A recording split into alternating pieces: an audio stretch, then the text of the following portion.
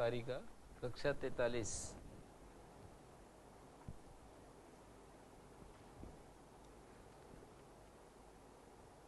तो ये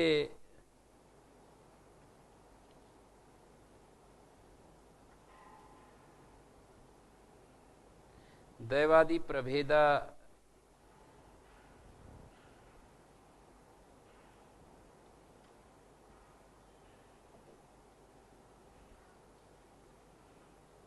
आठ विकल्प हैं। दैव, तैर्यक, योन, दैव, देव शब्द से दैव शब्द बना दिया है। तिर्यक योनि शब्द से तैर्यक योन, तिर्यक योनि अण प्रत्यय करके तैर्यक योना।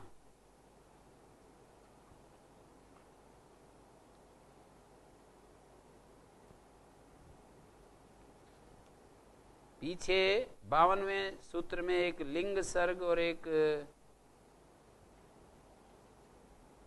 दो प्रकार का सर्ग बताया, भाव सर्ग और लिंग सर्ग।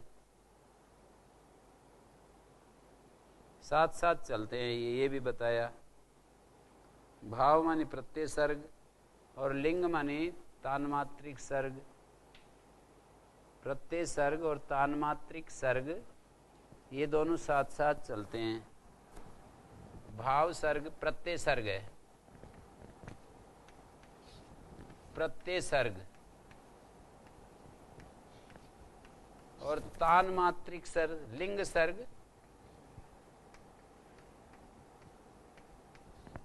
तान्मात्रिक सर्ग।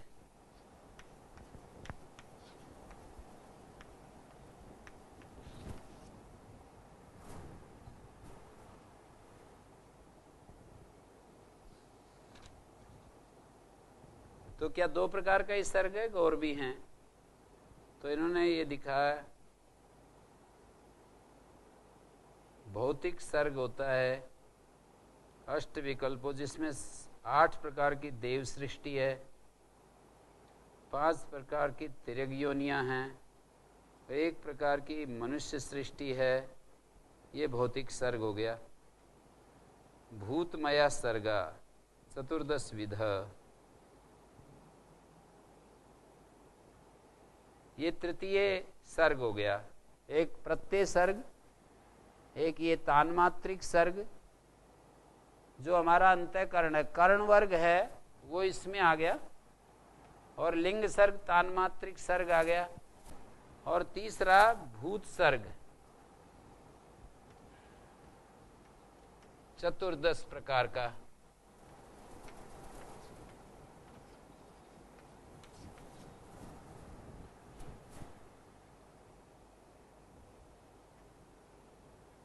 आठ विकल्प दैव के हैं, तिर्यक योनि 5 प्रकार का है, नारक भी इसी में आ गया है। स्थावरादि नाम नारकेषु अंतर्भावा।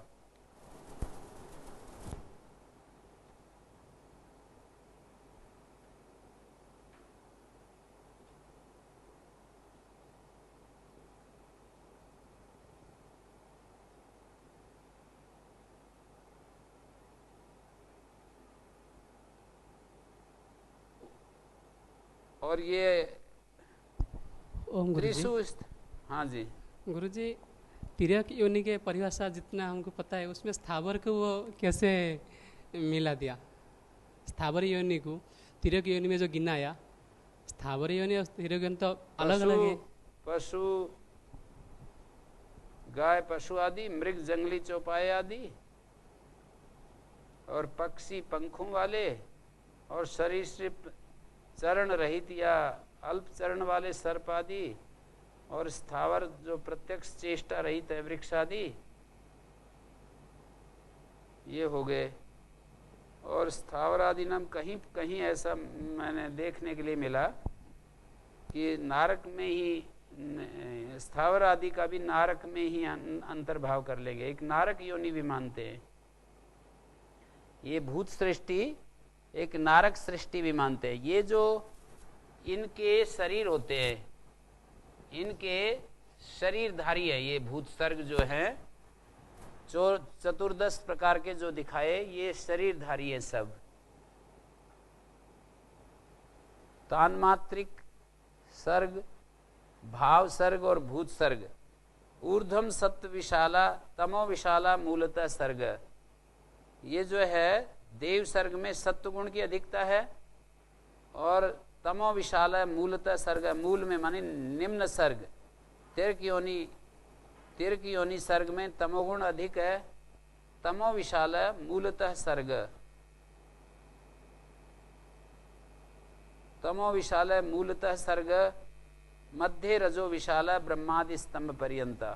ब्रह्मादि स्तंभ पर्यंत में क्रिया की प्रधानता है। तमो विशाला उसमें स्थिति की प्रधानता है और इसमें प्रकाश की प्रधानता है। ऐसे हम कह सकते हैं सत्व विशाला प्रकाश प्रधान वाला ये जो दैव है और तमो विशाला अंधकार प्रधान कहें, जड़ता प्रधान कहें, और इसमें क्रिया प्रधानता है। ब्रह्मादि स्तंभ पर्यंत क्रिया की प्रधानता है। अब ये 55वीं कारिका में ये बता रहे कि भूत सर्ग, भाव सर्ग और लिंग सर्ग ये पैदा हो चुके हैं। भूत सर्गा उत्पन्नो, भाव सर्गा संपन्नो, लिंग सर्गा संपन्ना। अब यहाँ ये बता रहे तत्र जरा मरण कृतम दुखम प्राप्नोति चेतना पुरुष लिंगस्या विनिवृत्ते तस्मात् दुखम स्वभावेन।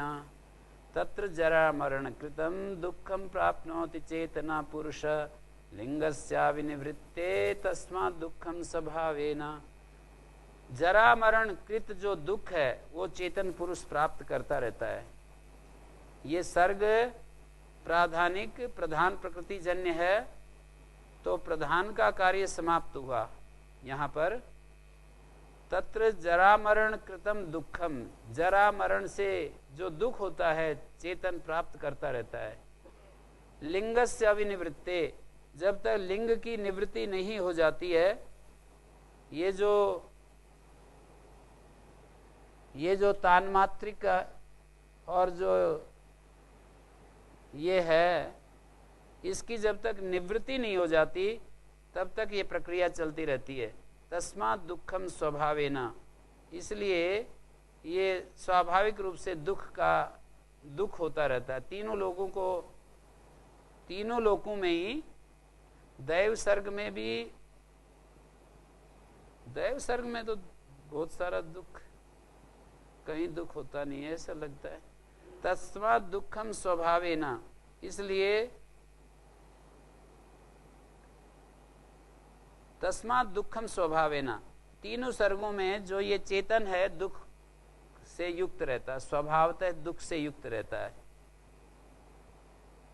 चेतनावान जो पुरुष है, चेतन का अभिप्राय यहाँ चैतन्यवान जो पुरुष है, जिसको हम जीव कहते हैं, जरा मरण जन्य दुख को प्राप्त करता है।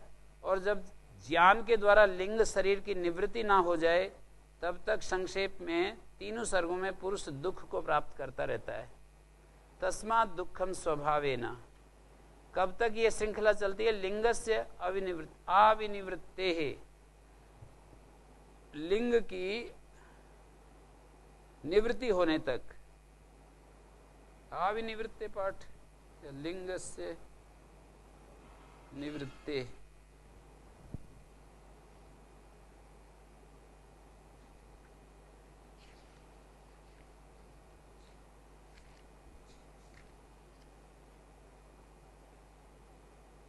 अविनिवृत्ते पाठ से पदच्छेद कर रहे हैं। लिंगस्य अविनिवृत्ते है, दुख भोग की अवधि काल कब तक है? जब तक लिंग की निवृत्ति नहीं हो जाती। क्योंकि उन्होंने पीछे बतलाया कि लिंग अलग अलग शरीरों को, नटवत व्यवतिष्ठते लिंगम, नट की तरह अलग अलग शरीर धारण करता रहता है।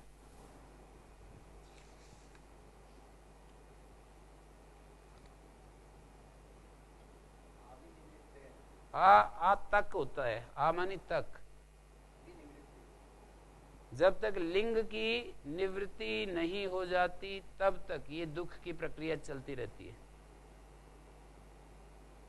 नानाविध जो योनियां दर्शाई, उनमें शरीराधिष्ठित जो चेतन है शरीर में अधिष्ठित चेतन पुरुष जन्म मरण से उत्पन्न दुख भोगता रहता है, और जब तक कि उसका सदा के लिए संबंध नहीं टूट जाता, मुक्त नहीं हो जाता, तब तक दुख भोगता रहता है। तो ये संबंध कब टूटता है? पंचविंशति तत्वों का अपरोक्षात्मक जो ज्ञान है, ये इस संबंध को तोड़ता है। इसी को सत्व पुरुष अन्यता ख्याति नाम दिया है। सत्व पुरुष अन्यता ख्याति इसी को कहते हैं, विवेक ख्याति। तो जब तक ये स्थिति नहीं आती तब तक ये चलता रहता है।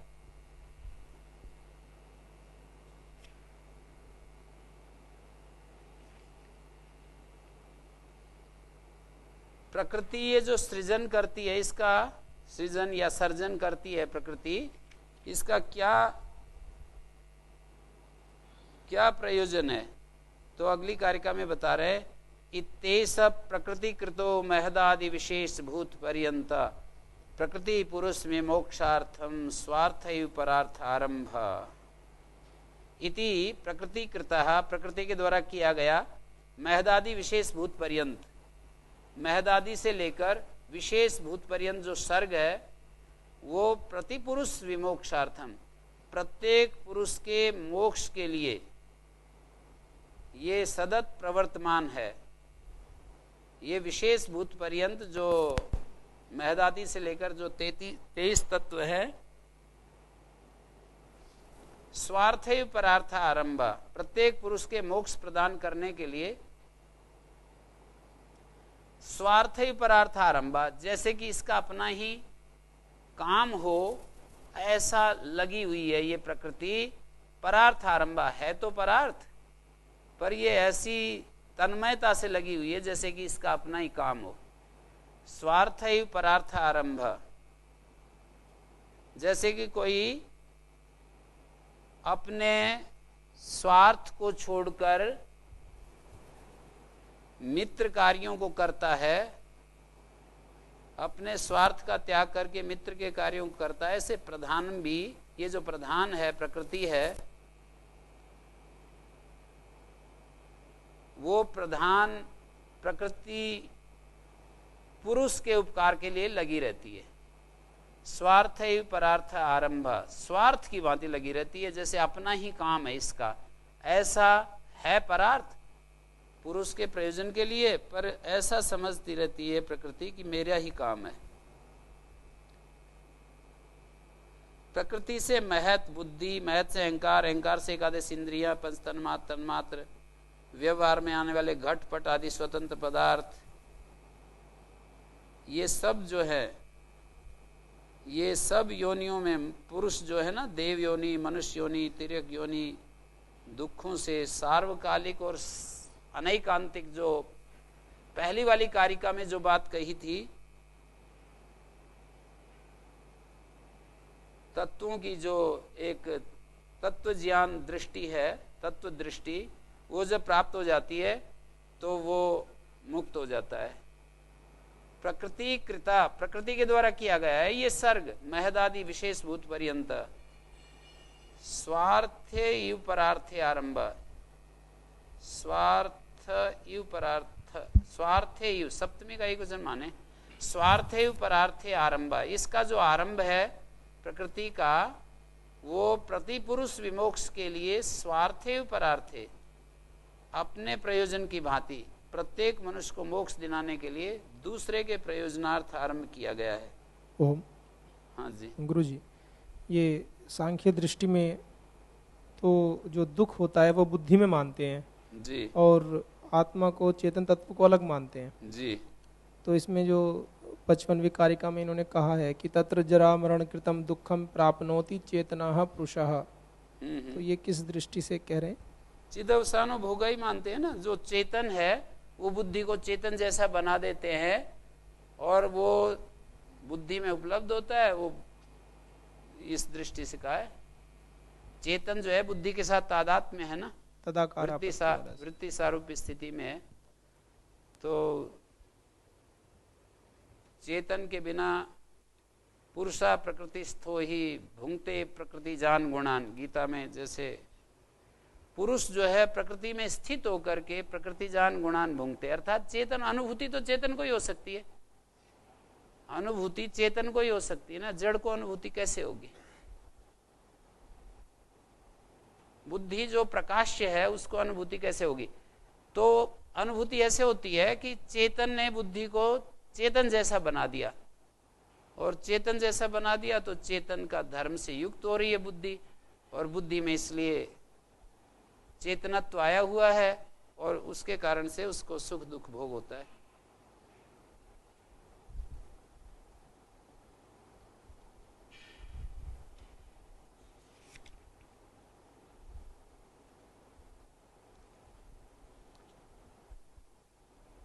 इसकी स्वतः प्रकृति की जो प्रवृत्ति है ये अपने आप ही है, बस इसमें कोई कारण नहीं, कोई हेतु नहीं। वत्स विवृद्धि निमित्तम, जैसे बछड़े को बढ़ाने के लिए वत्स विवृद्धि निमित्त, बछड़े की वृद्धि के निमित्त क्षीरस्य यथा प्रवृत्ति रज्यस्य, अज्ञानी क्षीर की प्रवृत्ति हो जाती है स्वाभाविक रूप से। अज्ञ माने जो जानता नहीं है, उस क्षीर की प्रवृत्ति अपने आप गाय के स्तन में दूध आ जाता है। पुरुष विमोक्ष निमित्तम, उसी तरह से पुरुष के विमोक्ष के निमित्त प्रधान की प्रवृत्ति होती रहती है, स्वाभाविक रूप से होती रहती है। ओम गुरुजी। हाँ जी। ये 55वीं कारिका में महत्त्ववादी लिंगों की निवृत्ति न होने के कारण, महत्त्ववादी लिंगों की निवृत्ति न होने के कारण, इससे तात्पर्य क्या स्पष्ट होता है? जब तक लिंग है हमारा पुरुष के साथ, लिंग का जब संबंध बना रहता है तब तक वो दुख भोगता रहता है। लिंग के माध्यम से प्रकृति से संबंध रहेगा हमारा तब तक। हाँ, जब तक चेतन का प्रकृति के साथ संबंध है तब तक दुख भोगता ही रहता है। मैं मेरे का जो संबंध है ना, प्रकृति को अपना स्वरूप समझ लेता है, चेतन तादात्म्य की स्थिति में रहता है प्रकृति के साथ, तो उसके कारण से उसको दुख भोगना पड़ता है।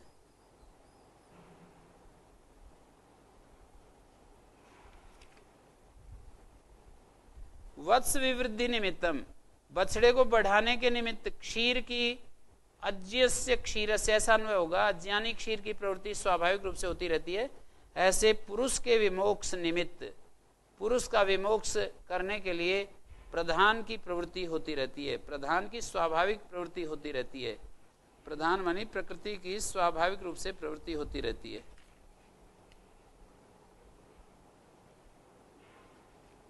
तो यहाँ पर ऐसे कहते हैं कि नहीं, वहाँ तो चेतन बैठा है, तब जो है वो गाय दूध आता है, तो उसके उत्तर में यही कहा जाएगा कि यहाँ भी चेतन बैठा है, उसकी निमित्त से, उसकी उपस्थिति से प्रकृति ये सब कुछ करती रहती है। चेतन की उपस्थिति में वो प्रकाशक तत्व उपस्थित है, इसलिए जो है प्रधान अपना जो उसका काम है, विभिन्न प्रकार का ये जो तान्मात्रिक जगत और भूत भौतिक जगत और इन शरीरों का निर्माण, ये सब होता रहता है।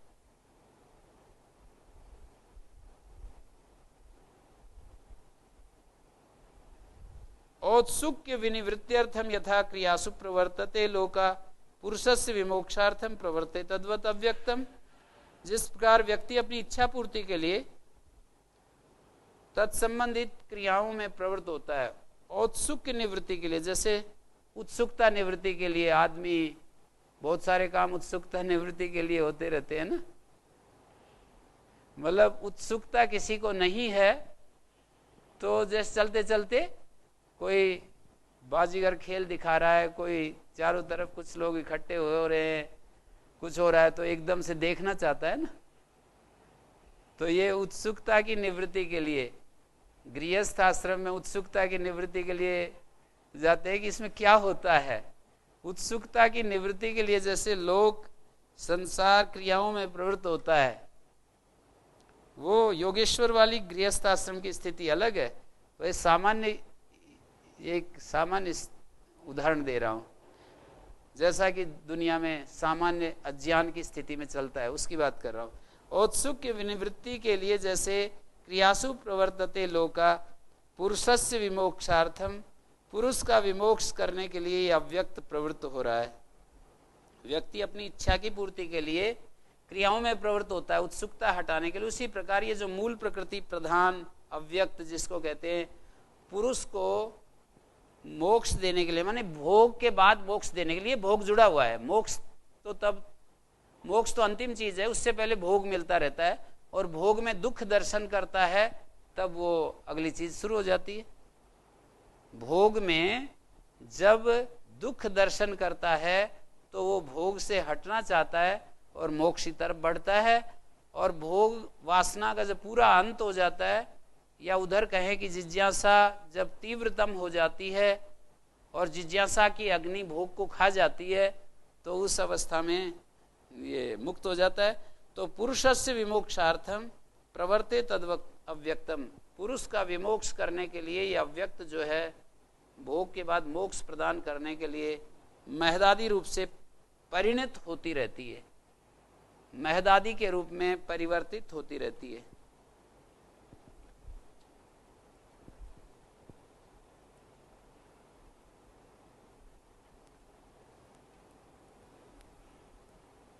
मानी ऊपर वाली कारिका में क्या विषय बताया था कि वत्स विवृद्धि के लिए जैसे दूध की प्रवृत्ति होती है, वैसे पुरुष विमोक्ष के लिए प्रधान की प्रवृत्ति होती है।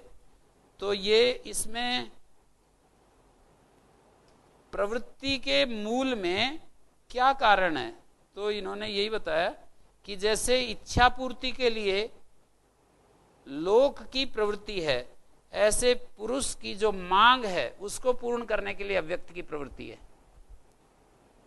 पुरुष की जो जरूरत है, मांग है मोक्ष, बिल्कुल स्वाधीनता, पूर्ण स्वाधीनता, उसको पूर्ण करने के लिए यह अव्यक्त प्रवृत्त हो रही है।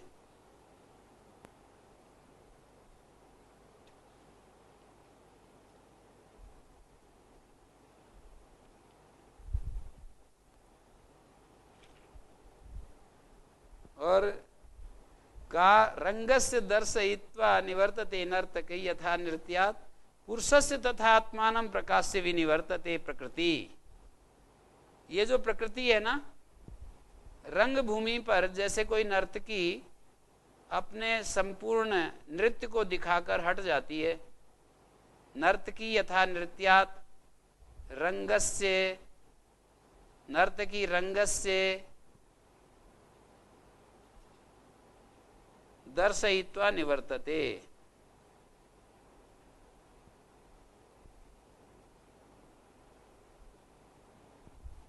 रंगस्य जो है षष्ठी, रंगस्य दर्शयित्वा, रंगम दर्शयित्वा।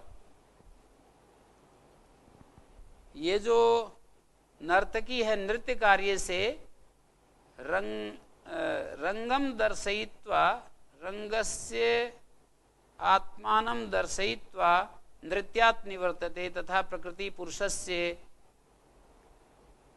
आत्मानं प्रकाश्य विनिवर्तते। पुरुषस्य आत्मानं प्रकाश्य विनिवर्तते प्रकृति। पुरुष जो है, पुरुष के लिए, रंग के लिए, ऐसा के लिए ले लेते हैं। रंगस्य कृते, नर्तकी नृत्य से अपने आप को दिखाकर, अध्यार करेंगे, अपने आप को दिखा करके हट जाती है। ऐसे ही पुरुष के लिए ये प्रकृति अपने स्वरूप को दिखा करके हट जाती है। नर्तकी मंच पर स्थित जो प्रेक्षक हैं उनके समक्ष अपने नृत्य का प्रदर्शन करके नृत्य से विराम ले लेती है। उसी प्रकार ये प्रकृति पुरुष के सामने, पुरुषस्य समक्षम आत्मानं प्रकाश्य, अपने स्वरूप का प्रकाशन करके सदा के लिए उसके प्रति निवृत्त हो जाती है। मान इसका काम है पुरुष के लिए नृत्य प्रदर्शन करना। जैसे नर्तकी प्रेक्षकों के मन को खुश करने के लिए और अपना नृत्य प्रदर्शन करती है, ऐसे ही पुरुष के लिए भोग और अपवर्ग देने के लिए अपने आप को प्रकाशित करके और निवृत्त हो जाती है। तो कहते हैं ये कब निवृत्त होती है? प्रकृति को यहां निस्वार्थ, अच्छा, यहां प्रकृति को बहुत ही निस्वार्थ रूप में प्रस्तुत किया है। नाना विधेय उपाय उपकारिणी अनुपकारिणा पुरुषा। ये पुरुष तो जो है इसका उपकार करता नहीं है। नानाविध उपायों के द्वारा उपकार करने वाली ये जो प्रकृति है, अनुपकारिणा पुंसा, जो कि इसके लिए नहीं है। पुरुष को इसलिए स्वार्थ कहा है ना। एक सूत्र में भी आपने पढ़ा होगा, सत्व पुरुष अत्यंता कीर्णयो अत्यंता संकीर्णयो, सत्व पुरुष अत्यंता संकीर्णयो परार्थत्वात्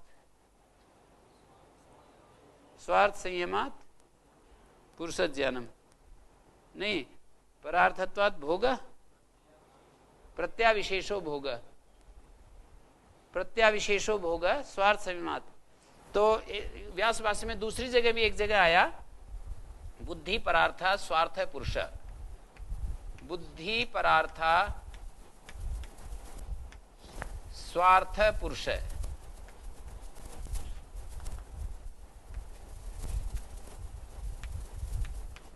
और वहां स्वार्थ संयमात भी आया, स्वार्थ पुरुष। ये व्यास भाष्य के वचन मैंने लिखे हैं। दृष्टा दृषि मात्रा शुद्धो भी प्रत्यानुपश्चात सूत्र पर बुद्धि परार्थ होती है, पुरुष स्वार्थ होता है। उसी शैली में यहां पर कहा, नाना विधि उपाय उपकारिणी अनुपकारिणा पुंसा। अनुपकारी जो पुंस है, गुणवती अगुणस्य, ये तो गुणवती है, बहुत ही प्रकृति की बड़ी महिमा गाई है, और ये गुणहीन है, माने सत्व रज तम तीनों गुणों से रहित है। इसलिए गुण रहित जो पुरुष है, गुणवती अगुणस्य सतः पुंसा, अगुण होता हुआ जो पुरुष है, तस्यार्थम अपार्थकम चरती, तस्यार्थम उस पुमान के लिए अपार्थकम चरती, उस गुण शून्य पुरुष के अभिप्रेत के लिए अपार्थकम चरती, निस्वार्थ होकर के लगी हुई है। गुणवती, गुणों से भरी हुई ये प्रकृति, अगुणस्य सता, अगुण होते हुए पुरुष का भी, पुरुष बिल्कुल गुणहीन है तो भी ये प्रकृति तस्यार्थम, उसके लिए माने उस पुरुष के लिए अपार्थकम चरती, बिल्कुल निस्वार्थ होकर के लगी हुई है। ये नानाविध उपायों से उपकार करने वाली, अनुपकारिणा पुंस, और पुमान तो इसके लिए कोई उपकार नहीं करता, वो तो अपने उसमें स्वरूप में स्थित रहता है। उसका प्रयोजन प्रकृति को कुछ सुख देना या कुछ ऐसा कुछ बात नहीं है। अनुपकारिणा पुंस, गुणवती अगुणस्य सतः, गुणवती ये प्रकृति, अगुणस्य सतः पुंसः, ये पुंस जो है अगुणस्य के साथ जड़ेगा। अनुपकारिणा अगुणस्य सतः पुंस, अर्थम अपार्थकम चरती, उसके अर्थ को, उसके लक्ष्य को, भोग और अपवर्ग, उसका जो लक्ष्य है उसको अपार्थकम निस्वार्थ भाव से सिद्ध करती रहती है।